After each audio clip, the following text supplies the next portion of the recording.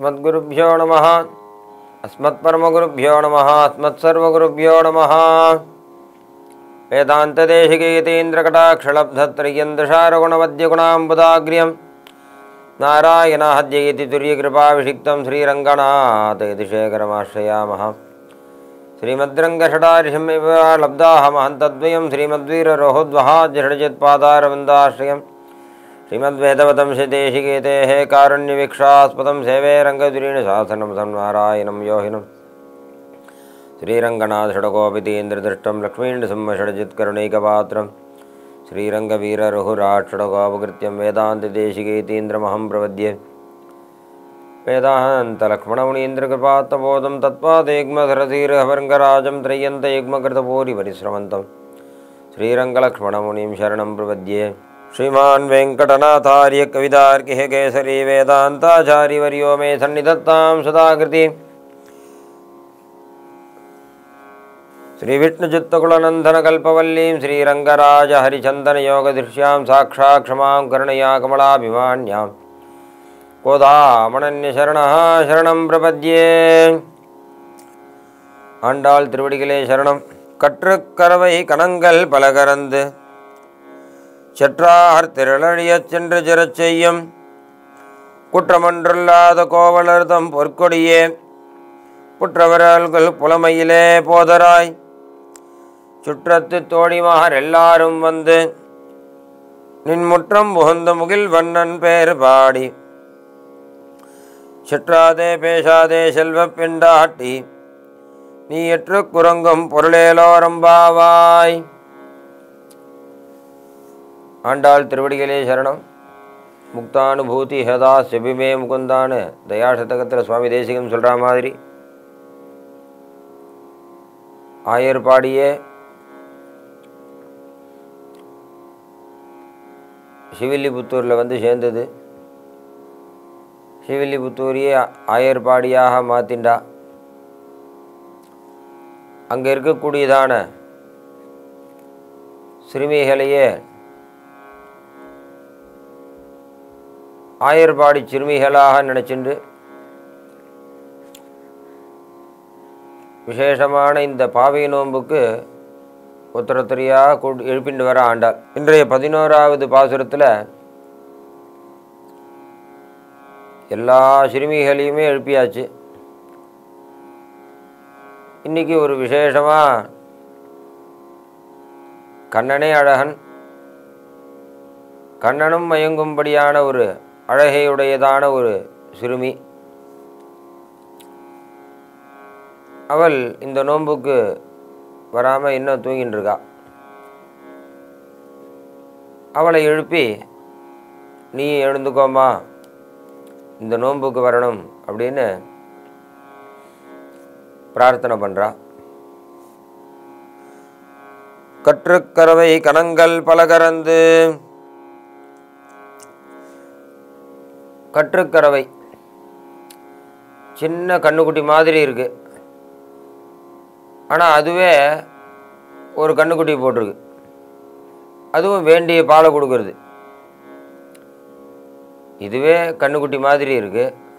இந்த கிராமங்கள்லாம் குட்டை பசுன்னு ஒன்று சொல்லுவாள். அது கண்ணுக்குட்டி மாதிரி தான் இருக்கும். அதுவும் நிறைய பால் கொடுக்கும். பசுவில் நிறைய ஜாதி உண்டு இல்லையா. சில வடதேசத்து பசுக்கள்லாம் ரொம்ப உசரம். குஜராத்தில் பசு அது ஒரு விதமாக இருக்கும். காங்கேயம் காளைன்றது அதோட இதான ஜாதி பசு. நம்ம நாட்டு பசுன்றது ஒன்று, குட்டை பசுன்னு ஒன்று உண்டு. இந்த மாதிரி இதில் இது ஒரு ஜாதி பசு போல் இருக்கு. இந்த பசுமாடு தலைச்சங்கன்று அதுடையதான முதல் கண்ணுக்குட்டி தான். முதல் கண்ணுக்குட்டியை போட்டதுனால அந்த கண்ணுக்குட்டியை விட இந்த பசுவை கொஞ்சம் பெருசு மாதிரி தெரியுது, அவ்வளோதான். ஆனால் இதுவும் கண்ணுக்குட்டி மாதிரி தான் இருக்குது பார்க்குறதுக்கு. நான் சொல்லுவாள், இவளே சின்ன பொண்ணு மாதிரி தான் இருக்கா, இவளுக்கும் ஒரு குழந்தை இருக்குது அப்படின்னு சொல்கிறோமோ இல்லையா. அந்த மாதிரி இந்த பசுவே சின்ன குழந்தை மாதிரி இது இருக்குது. இதுக்கு ஒரு கண்ணுக்குட்டி இருக்குது. அப்பேற்பட்டதான அழகாக இருக்கக்கூடியதான பசுக்கள், ரொம்ப வயசான பசுக்கள்லாம் இல்லை, அழகாக பால்யமாக இருக்கக்கூடியதான பசுக்கள், அது கூட்டங்கள், பல கணங்கள், இந்த மாதிரி எத்தனையோ கூட்டம் கூட்டமாக இருக்குது பசுமாடு. எவ்வளோ பசுக்கள் மொத்தம் இருக்குதுன்னு கேட்குறா. ஆயர்பாடியில் இருக்கக்கூடியதான இந்த யமுனக்கரையில் இருக்கக்கூடிய மணலை கூட எண்ணலாம். ஆனால் இங்கே இருக்கக்கூடியதான பசுக்களை உங்களால் எண்ண முடியாது. அதனால் இது பல கணங்கள். இங்கே நிறைய பசுமாடுகள் இருந்துகிட்டே இருக்கும். ஏன்னா எல்லாம் கிருஷ்ணனுடையதான ஒரு அரவணைப்போடு இருக்கக்கூடியதான காரணத்தினால சந்தோஷமாக அதுக்கெல்லாம் இருந்துட்டுருக்கு. பல கணங்கள் கறந்து அவ்வளோ பசுமாடுகளும் நிறைய பால் கறக்கிறது. இவாளுக்கு கை வலித்து கறக்க முடியாத ஒரு நிலை ஏற்பட்டாலும் ஏற்படுமே ஒழிஞ்சு பசுமாட்டுக்கிட்ட பால் இல்லை அப்படின்றதான ஒரு நிலையே இல்லை. அப்படி வேண்டியதான பாலை கொடுக்கக்கூடியதான நிலையோடு இது இருக்குது. இவாளுக்கு எவ்வளோ ஒன்றாலும் அது கொடுக்கும். இவ்வளோ தான் கொடுக்கும், அவ்வளோ தான் கொடுக்கும், இந்த பசுமாடு இவ்வளோ தான் கறக்கும் அப்படின்றதான ஒரு நிலையில் இல்லை. எவ்வளோ ஒன்றாலும் இதுங்கிட்டேருந்து பால் எடுத்துகிட்டே இருக்கலாம். கங்கையுடைய பிரவாகம் மாதிரி இந்த பசுமாட்டுக்கிட்டேருந்து பால் அவ்வளோ கறந்துட்டுருக்கு, வந்துட்டே இருக்கு. அப்படி அவ்வளவு பசும்பாலையும் இந்த யாதவர்கள்லாம் எடுத்து அவளுக்கு பிரயோஜனமான காரியங்களுக்கு அதை பிரயோஜனப்படுத்திக்கிறாள். கண்ணனுடைய வைபவமாக செற்றா சிரலழிய சென்று சிறச் செய்யும். கண்ணன் விரோதிகளை அவ இடத்துக்கே போய் வதம் பண்ணக்கூடியதான ஒரு சாமர்த்தியம் உடையவன். கண்ணன் இடத்துக்கு வரவழித்து இங்கே வந்தால் நமக்கு கும்பல் அதிகம், நம்ம கூட நமக்கு வேண்டியவாளும் இருக்கிறதுனால எதிராளியை ஈஸியாக தாக்கிடலாம் அப்படின்றதான ஒரு நிலைமையில் இல்லாதவன். அவா இடத்துக்கே போய் கம்சனை அவனுடைய இடத்துக்கே போய் வதம் பண்ண.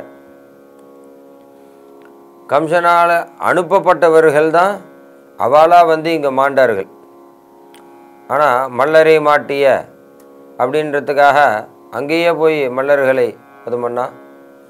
அந்த குவளையாப்பீட்ட யானையை அங்கேயே போய் வதம் பண்ண. கம்சனை வதம் பண்ணுறதுக்கும் இவன் சாதாரண ஒரு குழந்தை, அவனும் பெரிய ராஜா, படைபலத்தோடு இருக்கக்கூடியதான ஒரு ராஜா. கம்சன் பெரிய ராஜா அந்த தேசத்துக்கு. அவனிடத்திலேயே போய் அவனை வதம் பண்ணக்கூடியதான ஒரு பலமுடையவன், அக்கடித்த கடனா சாமர்த்தியம் உடையவன். சென்று செரு செய்யும் போர் செய்யக்கூடியதான பலமுடையவன், சாமர்த்தியம் உடையவனை மேற்படி குற்றமொன்றில்லாத கோவலர்தம் போர்க்கொடியே. குற்றம் ஒன்றில்லாத கண்ணனிடத்தில் ஒரு விதமான தோஷங்களும் இருக்காதான். ஏன்னா எப்படி ராமோ விக்கிரகவான் தர்மஹா அப்படின்னு சொல்கிற மாதிரி கண்ணன் தர்மத்தை நிலைநாட்டுவதற்கு அவதாரம் பண்ண. ஐவர்க்காக விண்சமத்து அன்று தேர் கடவிய பெருமான் இணை கடல்கள் காண்பது என்றுகள் கண்களேன்னு ஆழ்வார் சொல்கிற மாதிரி அடுத்தவா நன்னா இருக்கணுன்றதுக்காக இவ்வாறு கண்ணன் எவ்வளவோ கஷ்டப்பட்ட. அடுத்தவாளுடையதான ஒரு சுகமே நமக்கு சுகம், அடுத்தவாளுடைய கஷ்டம்ன்றது நமக்கும் கஷ்டம். அதுக்காக தானே தூது போனார். தூது போய் அந்த பஞ்சபாண்டவர்களை இப்படி பாடாப்படுத்துறியே, இது தர்மமா? அவளுக்கு வேண்டியதான சொத்தை கொடுக்க வேண்டாமா? இப்படி அவளுடைய ஒருத்தருடையதான சொத்தை நம்ம அனுபவிக்கிறது நியாயம் இல்லையே அப்படின்னு பலவிதமான ஒரு தர்மங்களை எடுத்து சொல்லி பார்த்தார். எதுக்குமே துரியோதனை காது கொடுத்து கேட்காததுனால சரி போர் தான் முடிவுன்றதான ஒரு எண்ணத்தோடு வந்துட்டார். அப்போ ஏற்பட்டதான அடுத்தவா நன்னா இருக்கணுன்றதையே ஒரு சிந்தனையில் இருக்கக்கூடியதான கண்ணன் குற்றம் ஒன்று இல்லாதவன். கண்ணனால் தான் சண்டை நடந்ததுன்னு சொல்லக்கூடாது.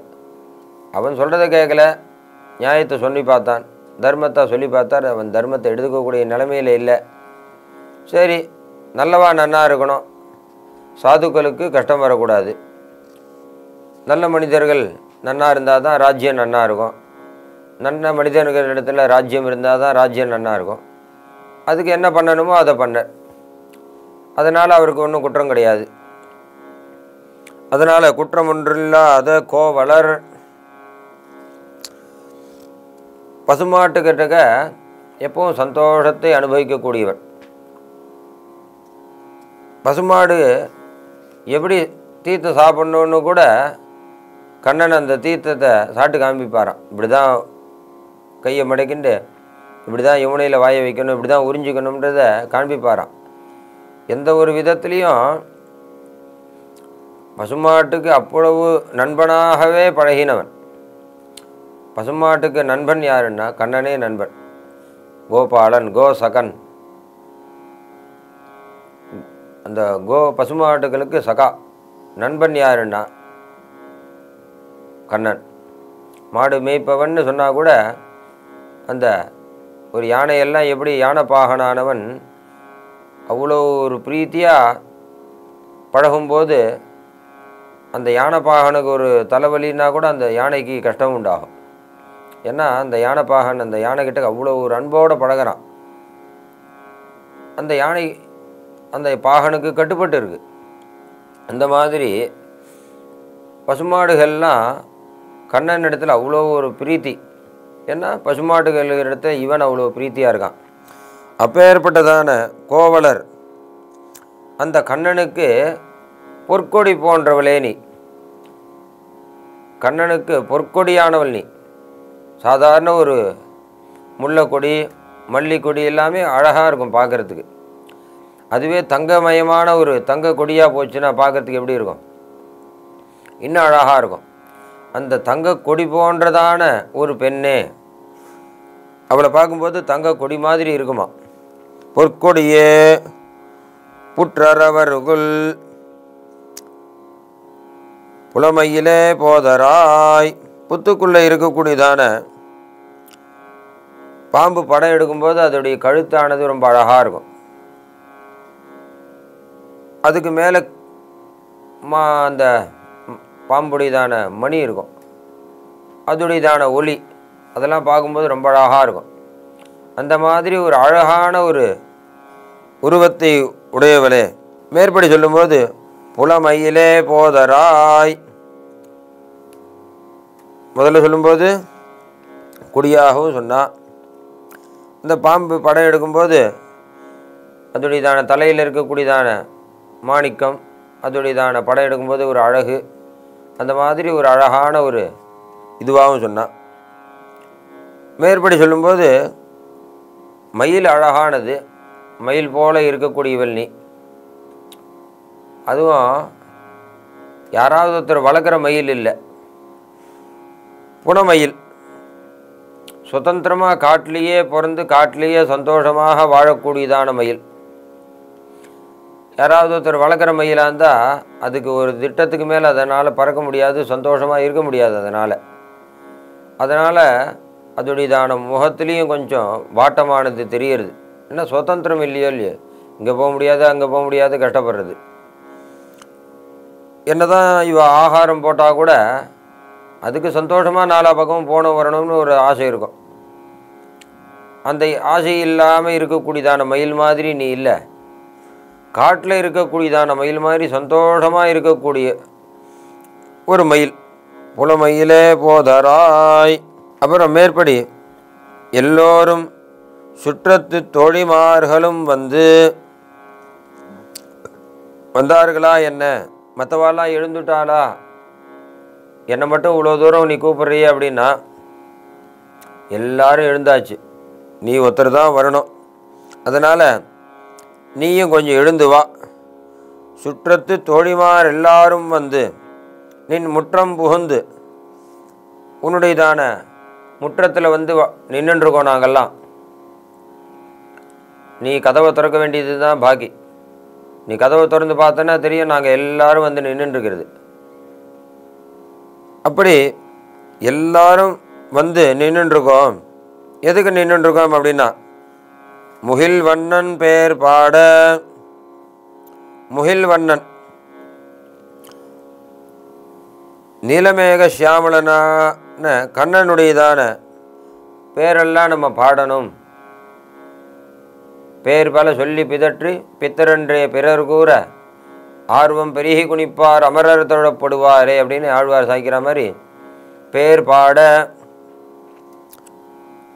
செல்வ பெண்டாட்டி சிற்றாதே பேசாதே.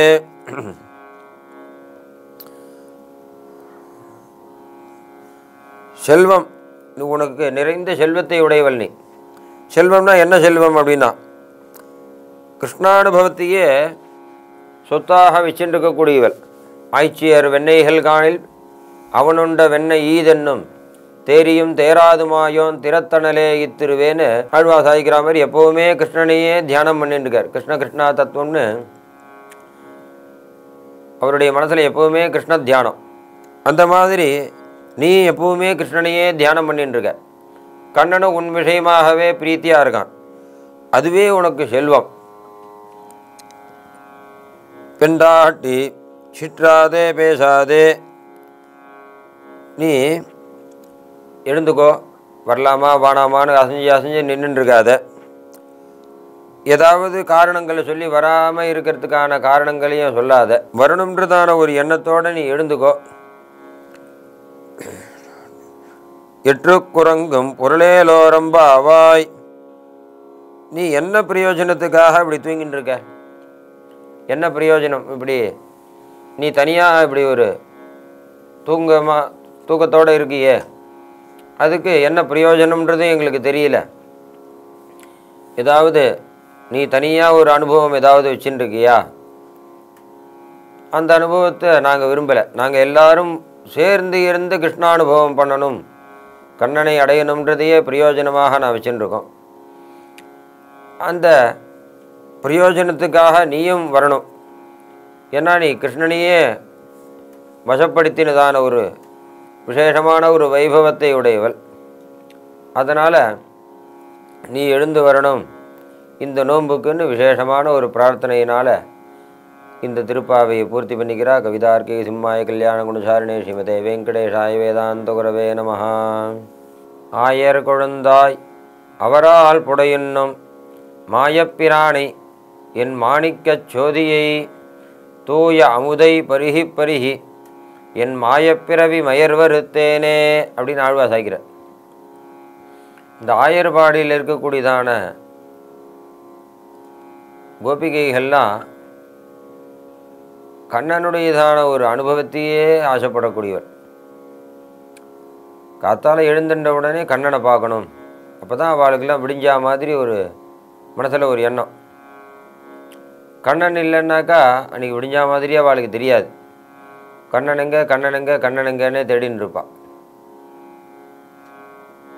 மாயப்பிரான் அவன் சாமானியப்பட்டவன். மாயப்பிரான் கொஞ்சம் அகங்காரம் இருந்தாக்கா அந்த கோபிகைகளை அன்றைக்கி ரொம்ப வச்சு தீத்துருவான். அவர்கிட்டக்கையே போக மாட்டான் கண்ணன்.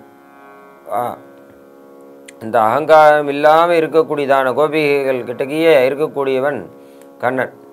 அவள் என்ன சொன்னாலும் பண்ணுவன். அவள் என்ன வேலை சொன்னாலும் கண்ணன் பண்ணக்கூடியவன். இன்றைக்கி எங்காத்து பசுமாட்டுக்கு நீ தண்ணி காமிக்கணும், எங்காத்து பசுமாட்டை நீ குளிப்பாட்டணும், எங்காத்து கண்ணுக்குட்டிக்கு நீ விளையாட்டு காமிக்கணும் அப்படின்னாக்கா உடனே அடியேன் தாசன்னு சொல்லிட்டு அந்த கண்ணன் அந்த கோபிகைகளுக்கு வசப்பட்டு என்ன ஒன்றாலும் பண்ணுறானான். அப்படி இருக்கக்கூடியதான கண்ணன் ஒரு சமயம் யாரோ ஒருத்தர் அகங்காரத்தோடு இருக்கும்போது என்னை நீ தோளில் தூக்கிட்டு போகணும் ஒரு கோபி சொல்கிறா. உடனே அந்த கோபியை தூக்கி தள்ள வச்சுன்னு போனாராம். அவளுக்கு அகங்காரமாக இருக்கவே அந்த கலையை பிடிச்சிக்கோ அப்படின்னு சொன்னாராம். கலையை பிடிச்சின்ற உடனே கண்ணன் அப்படியே விட்டுட்டு ஓடி வந்துட்டாரான். அவள் அங்கேயே தொங்கின்னு இருக்கா. அப்புறம் கண்ணா நான் அந்த பண்ணது தப்புடாப்பா அப்படின்னு சொல்லி மன்னிப்பு கேட்டு இந்த கண்ணனுடையதான கூட இருந்து சந்தோஷமாக இருக்கலாம். இப்படி கண்ணனையே தியானம் பண்ணி கொண்டு இருக்கக்கூடியவர்கள் எல்லாரும் இந்த விசேஷமாக இருக்கக்கூடியதான புலமையிலாக இருக்கக்கூடியதான தோழியையும் எழுப்பி இந்த விரதத்துக்கு கூட்டுண்டு வரா. இந்த கோபிகைகளுடையதான ஆனந்தமே கண்ணனுடைய ஆனந்தம். இவா என்ன சொன்னாலும் பண்ணக்கூடியவன். இன்னும் சொல்ல போனோம்னா கோபிகைகளுக்காக இவனே மஞ்சளை தேய்ச்சி கொடுப்பாராம்.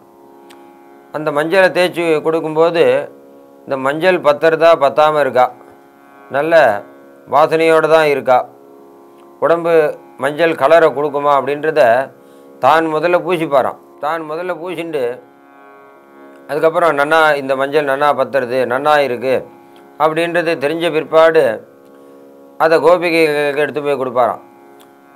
இப்படி தீர்த்தம் ஓணுனாக்கா நீ தூக்கிட்டு வர வேண்டாமா, நான் போய் தூக்கிட்டு வரேன் யமுனையில் அப்படின்னு சொல்லிட்டு குடத்தை தான் தூக்கி தோலில் வச்சுட்டு கோபிகைகளுக்கு ஒரு குடம் தீர்த்தம் எடுத்துகிட்டு வந்து கொடுப்பாராம். இப்படி எந்த விதத்துலேயும் அவர் இவனுக்கு தாசபூத்தர்களா இல்லை இவர்கள்லாம் அவனுக்கு தாசபூத்தர்களாக இருந்தார்களா, அப்படி ரொம்ப பிரேமையோடு இருக்கக்கூடியதான ஒரு பரஸ்பரம் ஒருத்தருக்கு ஒருத்தரையும் அவ்வளோ விசேஷமாக இருந்துதான். அப்படி இருக்கக்கூடியதான கோபிகைகள் எல்லாரும் ஒன்று சேர்ந்துட்டான். இந்த புற்றவர்கள் புலமையிலே போதராயின்னு இவன் மட்டும் தனிச்சு இருந்து இருக்கிறதுல இவாளுக்கு விருப்பமில்லாத காரணத்தினால நீயும் இந்த நோன்புக்கு வரணும், இந்த விசேஷமான நோன்பை உன் கூட தான் சேர்ந்து நாங்கள்லாம் அனுபவிக்கணும், இந்த கிருஷ்ணானுபவத்துக்கு நீயும் வரணும்னு விசேஷமான முறையில் ஆண்டாள் இந்த பாசுரத்தினால பிரார்த்தனை பண்ணிக்கிறார். கவிதார்க்கே சிம்மாய கல்யாண குணசாரிணே ஸ்ரீமதே வெங்கடேஷாய வேதாந்த குரவே நமஹ.